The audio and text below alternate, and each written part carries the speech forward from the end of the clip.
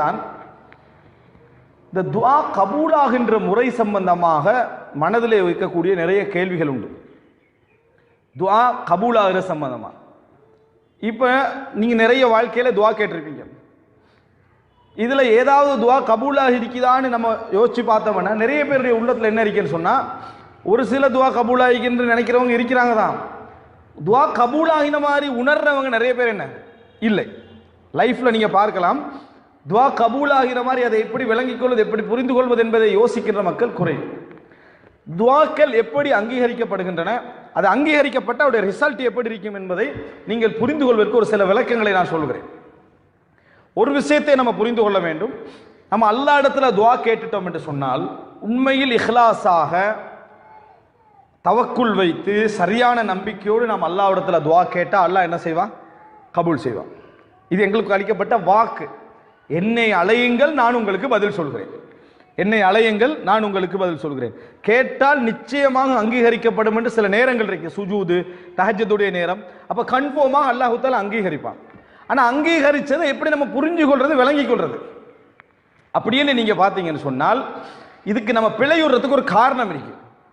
எங்கள நிறைய பேர் துஆ கேட்டுட்டு அது அங்கீகரிக்கப்படுறது இப்படித்தான் அங்கீகரிக்கப்படும் அல்லாஹ்வுக்கு ஒரு வழியையும் சொல்லி கொடுக்கிறது. இது ஒரு பிரச்சனை. இப்போ உதாரணமா ஒருத்தர் துஆ கேட்கிறாரு, யா அல்லாஹ் எப்படியாவது இந்த இப்போ புதுசாக போட்ட இந்த கடை எப்படியாவது நல்ல முறையில் முன்னேறி ஒரு நல்ல இடத்தை அடையணும் அப்படின்னு துஆ கேட்டுட்டு அவரோட மனசில் அவர் ரோட்டோடு போட்டிருப்பாரு. என்ன ரோடு அது? அடுத்த நாள் ட்ரோயரை திறந்து பார்த்தா பணம் நிறைய இருக்கணும். அவர் போட்ட ரூட் அதுதான். அல்லாஹ் இடத்துல என்ன கேட்டாரு? நல்ல லாபம் கிடைக்கணும், நல்ல பொருளாதாரம் அதிகரிக்கணும். அல்லாஹ் ஒருத்தர் துஆ கேட்கிறாரு. துஆ கேட்டுட்டு அவருடைய சிந்தனையில் என்ன இருக்கு? அடுத்த நாள் நல்லா வியாபாரம் பண்ணிட்டு அப்படி அந்த ட்ரோயரை திறந்து பார்த்தா நேற்று 50,000 இருந்தால் இன்றைக்கு எவ்வளோ இருக்கணும்? ஒரு 60,000 அல்லது 1 லட்சம் இருக்கணும். அடுத்த நாள் இன்னும் துஆ கேட்கிறாரு, 1.5 லட்சமாக மாறணும். அதுக்கு அடுத்த நாள் 2 லட்சமாக மாறணும். இது என்னடா, துஆ கேட்ட அடுத்த நாள் 50,000 25,000 ஆயிருது. துஆ கேட்ட அடுத்த நாள் எப்படி ஆயிருது? துஆ கேட்கும் வரைக்கும் 50,000 போய்கிட்டு இருந்துச்சு. துஆ கேட்ட அடுத்த நாள் 25,000 ஆகிருது. மறுபடியும் இன்னும் கொஞ்சம் துஆ கேட்கிறார், கடை மூடிறார். கடை மூடப்பட்டுட்டு திறந்த கடை என்ன? கடை க்ளோஸ். உம்ரா போயிட்டு வந்தாரு, பக்கத்தில் காணியை வித்துட்டார். துஆ கேட்க கேட்க முன்னேறுவாங்கன்னு பார்த்தா ஒவ்வொரு கடையா க்ளோஸ் ஆகி இருக்கிற காணியை வித்து ஊட்டை வித்து கூலிக்கு போயிட்டார். இவருடைய யோசனை என்னடா, நான் இவ்வளோ நாளும் துஆ கேட்கிறேன், அழுது அல்லாட்டு துஆ கேட்கிறேன், உம்ராலையும் கேட்கிறேன், கஅபத்துல்லாலையும் வச்சு கேட்டேன், வர வர நஷ்டம்தான் போய்க்கின்றிருக்கே, யாரையா கண்ணு பட்டிருக்குமே நினைக்கிறான். உம்ரா போனோம் தானே, அதனால கண் பட்டிருக்குமெண்டு, கண்ணூர் பட்டிருக்குமெண்டு, அப்படி ஒரு குரு தலைகீழா என்ன செஞ்சிருது, மாறுது. திருமணம் பேசி வச்சிருப்பாங்க. நல்ல 2 ரக்காத் தொழுது இஸ்திகாரா செஞ்சு எனக்கு வரக்கூடிய இந்த கணவர் அல்லது எனக்கு வரக்கூடிய இந்த மருமகன் நல்ல ஒரு மருமகனாக இருக்கணும் அப்படின்னு அல்லாஹ்ட்ட துஆ கேட்டாச்சு. அடுத்த நாளே கல்யாணம் முடிஞ்சிருது. துஆ கேட்ட அடுத்த நல்ல துஆ கேட்கும் வரைக்கும் ஒன்றும் நடக்கலை. துஆ கேட்ட உடனே கல்யாணம் முடிஞ்சாச்சு. முடிஞ்சு அதுக்கு பிறகு என்ன கல்யாணம் பேசினாலும் ஒத்தனமே மாறா இல்லை. துஆ கேட்கும் வரைக்கும் நல்லா தானே இருந்துச்சு, துஆ கேட்ட அடுத்த நாள்ல இருந்து எல்லாம் தலைகீழா வேலை செய்தே அப்படின்ட்டு ஏன் துஆ அங்கீகரிக்கப்படலை அப்படின்னு முடிவுக்கு வராங்க. அல்லது என்ன பெண்கள் என்ன நல்லா கொஞ்சம் என்னது நிறைய நகை நட்டுக்கெல்லாம் போடணும்னு அல்லாஹ்ட்ட துஆ கேட்குறான், இருக்கிற நகை வித்துப்பட்டுரும். துஆ கேட்டு அடுத்த நாள் என்ன செஞ்சிடும்? இருக்கிற கண்ணே பொண்ணு ஒரு 5 பவுன் அதுவும் சேர்ந்து போயிடும். துஆ கேட்டு தலைகீழாக நடக்கக்கூடியவங்க இருக்கிறாங்க. அப்படி அதே போல நல்ல பொருளாதாரத்தில் முன்னேறி முழு குடும்பத்தை நான் பார்த்து மார்க்கமும் கிடைக்கணும் ஒருத்தர் துஆ கேட்டிருப்பாரு. அந்த பிரார்த்தனையோடு ஊரை எல்லாம் விட்டுட்டு வெளிநாட்டுக்கு போய் லேபர் வேலையில் சேர்ற அளவுக்கு அவரோட துஆவோட வேலை செஞ்சு தலைகீழா நடக்குது. இதெல்லாம் ஏன் எங்களால் லைஃப்ல இப்படியெல்லாம் நடக்குதா இல்லையா? ஏன் எங்களால் புரிந்து கொள்ள முடியவில்லை? எங்களால் என்ன இவைகளை ஏன் புரிந்து கொள்ள முடியவில்லை? இதெல்லாம் நம்ம கட்டாயம் தெரிந்திருக்க வேண்டிய ஒரு மிக முக்கியமான ஒரு அம்சம் பிரார்த்தனை. இதோடு இன்னொரு விளக்கமும் சேர்ந்து கொள்கிறது, அதையும் சொல்லிக்கிறோம். என்னண்டா, துஆக்கள் அங்கீகரிக்கப்படுவது 3 விதமாக தெரிந்தானே எல்லாருக்கும்.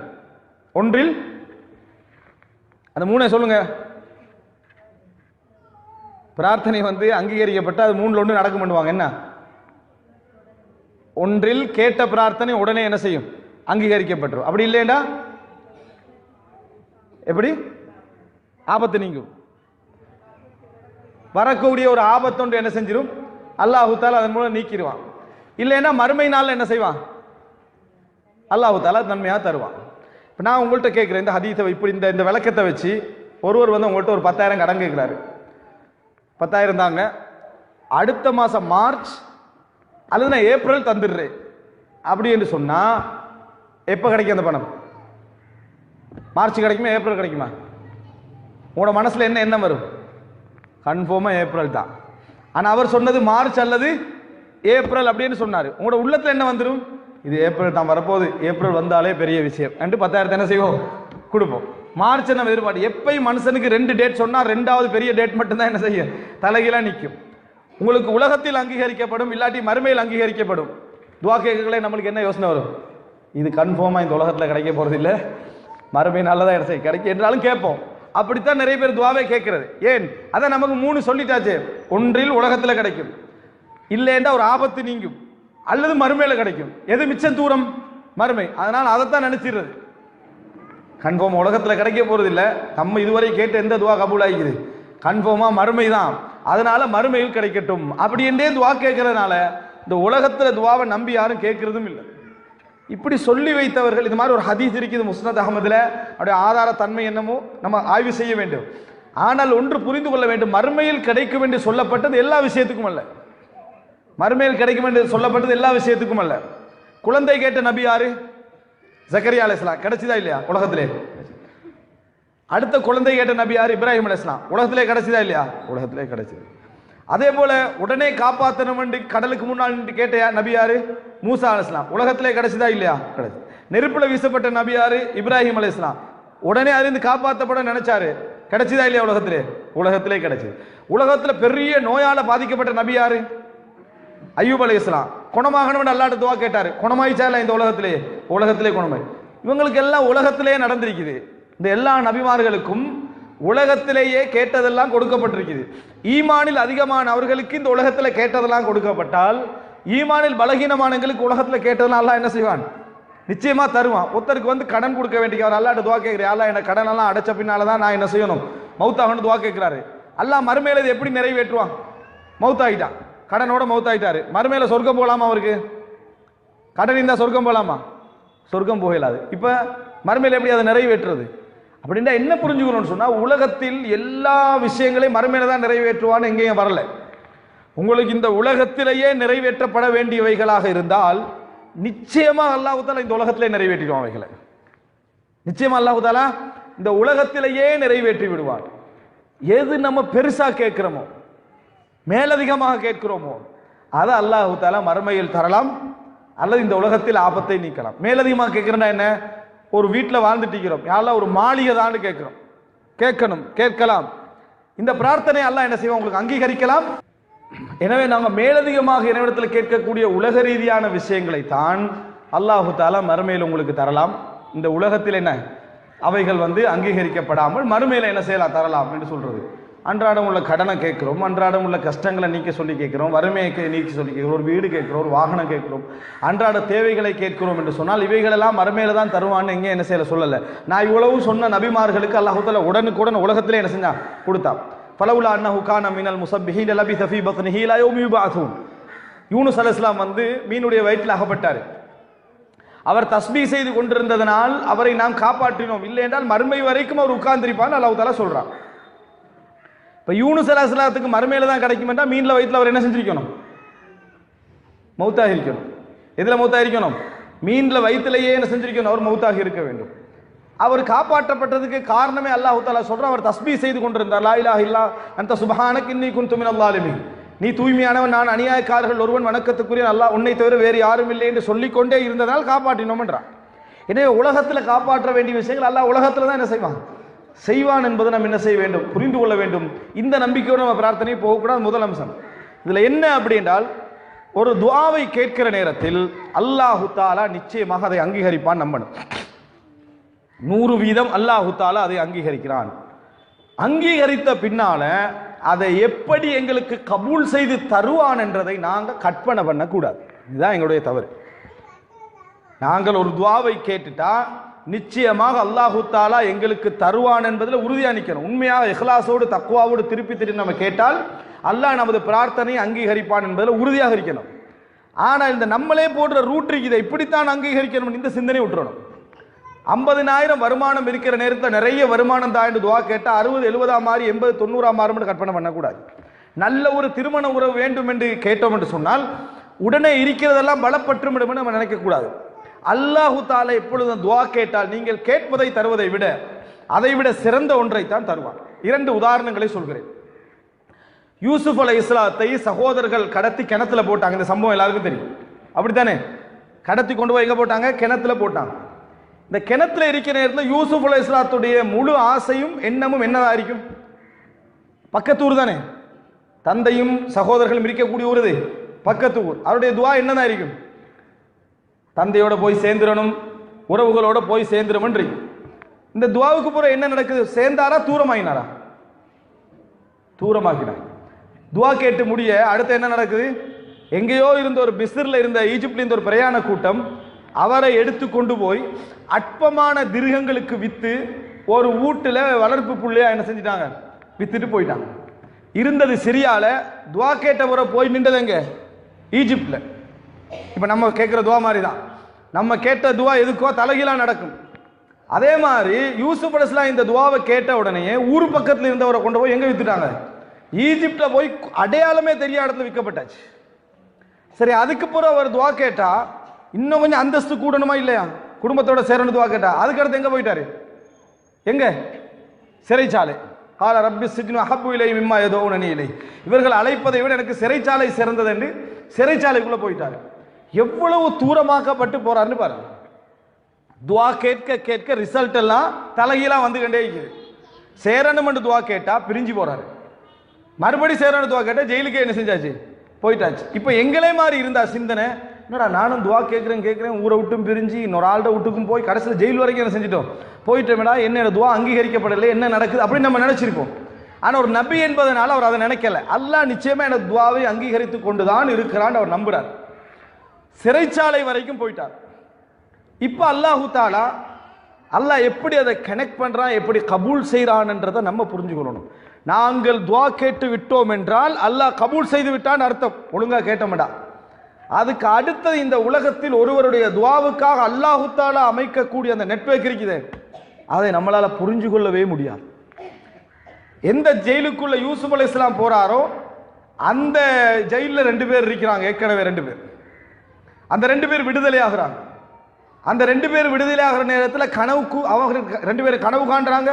அந்த கனவுக்கு விளக்கத்தை யூசுப் அலைஹிஸ்ஸலாம் சொல்றாரு. அந்த கனவுடைய விளக்கத்தை எடுத்துட்டு அவங்க போறாங்க. அதே மாதிரி அவங்களோட லைஃப்ல நடக்குது. அதே மாதிரி அவங்களோட லைஃப்ல நடக்குது. இப்ப இந்த நேரத்தில் மன்னர் கனவு காண்றார். மன்னர் இத்தனைக்கும் காஃபிர். மன்னர் கனவு காண்றார். கனவு கண்ட மன்னர் விளக்கம் கேட்கிறார். மன்னர் காண்ற கனவுக்கும் யூசுப் அலைஹிஸ்ஸலாத்துடைய விடுதலைக்கு ஏதாவது சம்பந்தம் இருக்குதா? மன்னர் காண்ற கனவுக்கும் யூசுப் அலைஹிஸ்ஸலாத்துடைய விடுதலைக்கு எந்த சம்பந்தமும் இல்லை எங்களது பார்வையில். அதை சம்பந்தப்படுத்த தெரிஞ்சவன் யாரு? அல்லாஹ் ரப்புல் ஆலமீன். உதாரணமா யூசுப் அலைஹிஸ்ஸலாம் கிணத்துல இருக்கிற டைம்ல ஈஜிப்ட் மன்னர் இப்படி ஒரு கனவு கண்டிக்கிறார் அப்படின்னா ஏதாவது பிரயோசனம்? அது ஏதாவது சம்பந்தம் இருக்குதா? எந்த சம்பந்தமும் இல்லை. அந்த சம்பந்தத்தை தெரிந்தவன் யார்? அல்லாஹு தாலா. இறைவனுக்கு அதை எப்படி சம்பந்தப்படுத்த வேண்டும் என்று தெரியும். எனவே துஆ தான் நாம் கேட்க வேண்டும். அதற்குரிய வரைபடத்தை வரைவதும் அந்த விடுதலை எங்களுக்கு தருவதும் அல்லாஹ் ரப்புல் ஆலமீன். யூசுப் அலைஹிஸ்ஸலாம் அந்த மன்னர் கனவு கண்டு நான் விளக்கம் தெரிஞ்ச ஒரு ஆள் இருக்குது அப்படின்னு அந்த ஏற்கனவே கனவு கண்டாங்களே 2 பேர், அவங்க அந்த சபையில இருந்து அவர் சிறைச்சாலையில் இருக்கிறார் என்ற செய்தியையும் மன்னர்கிட்ட தெரிவிக்கிறாங்க. அப்பதான் மன்னருக்கு தெரியும் இப்படி ஒருத்தர் சிறைச்சாலையில் இருக்கிறார்.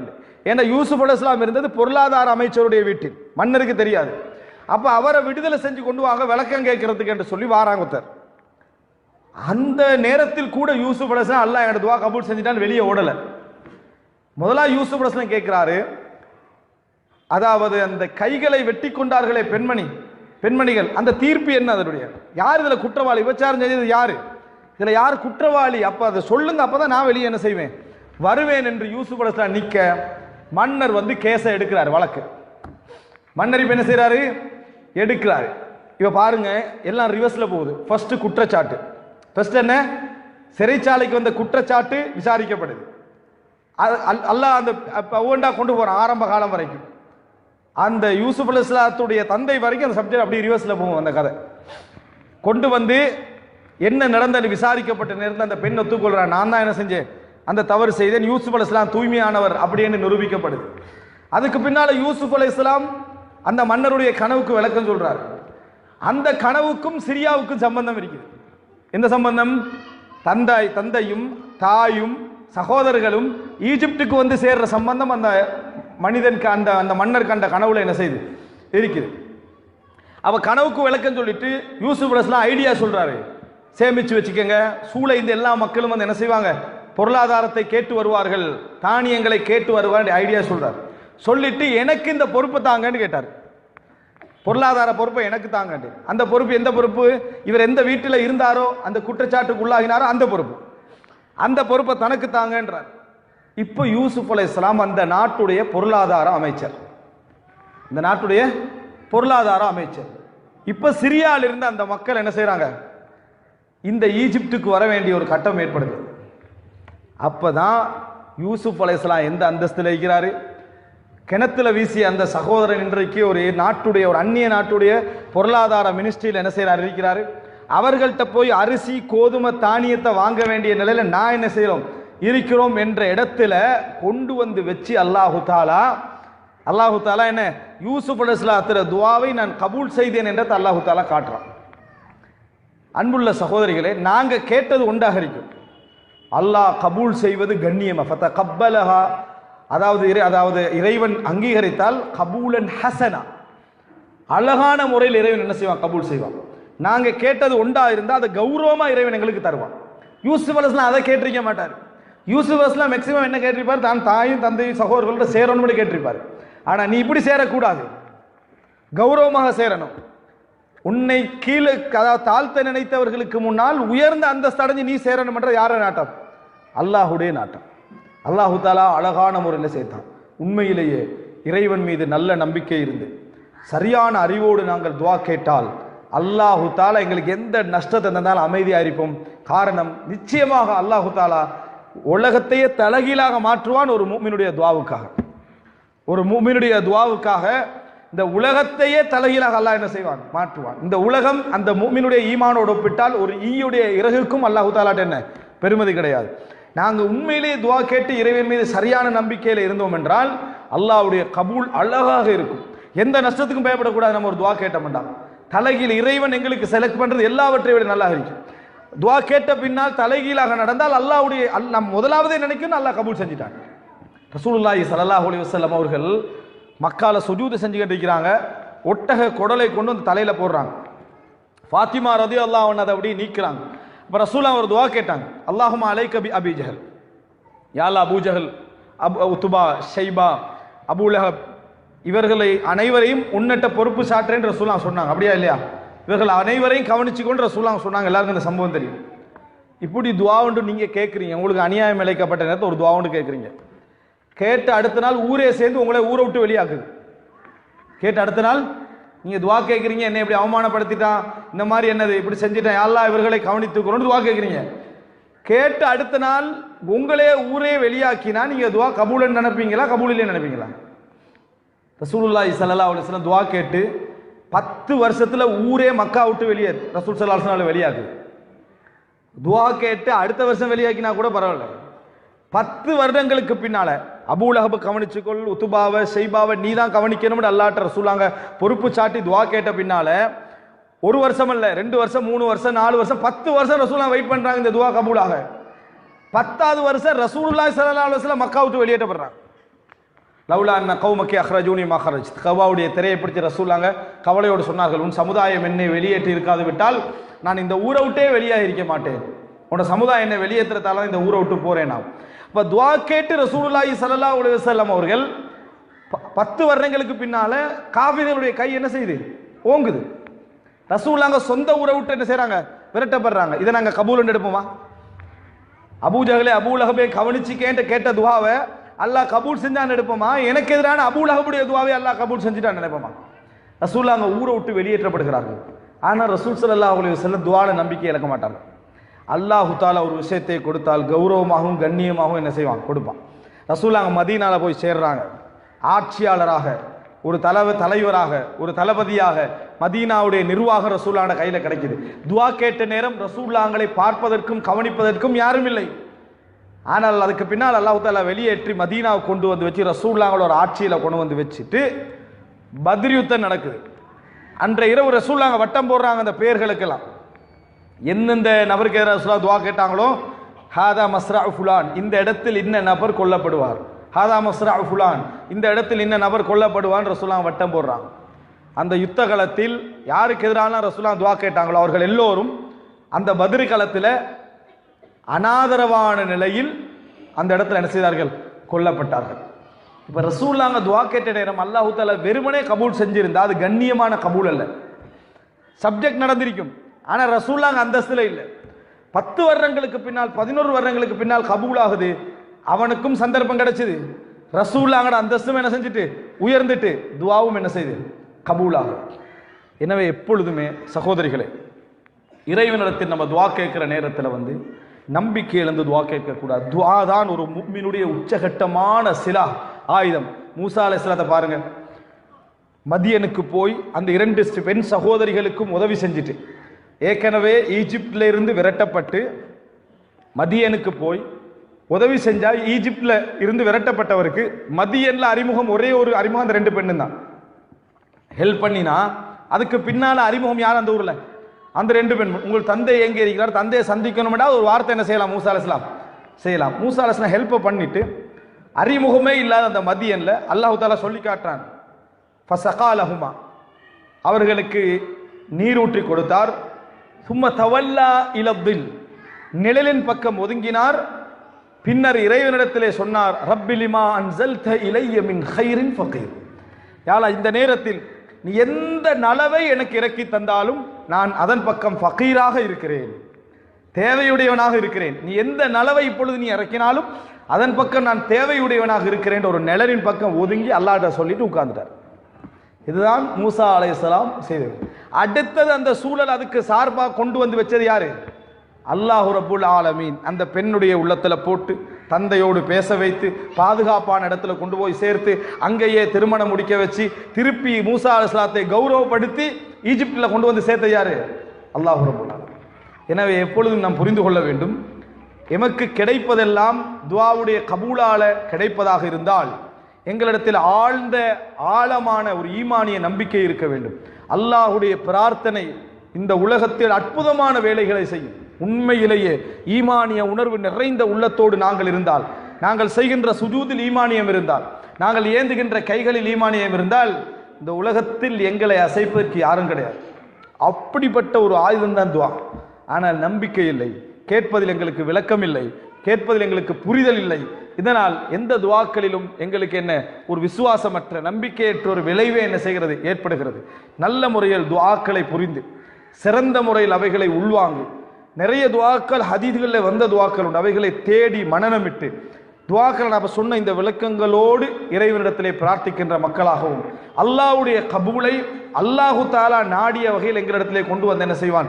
சேர்ப்பான் என்ற உணர்வோடு உள்ளவர்களாகவும் அல்லாஹ் ரப்புல் ஆலமீன் எம் அனைவரையும் ஆக்கியரல் புரிவானாக.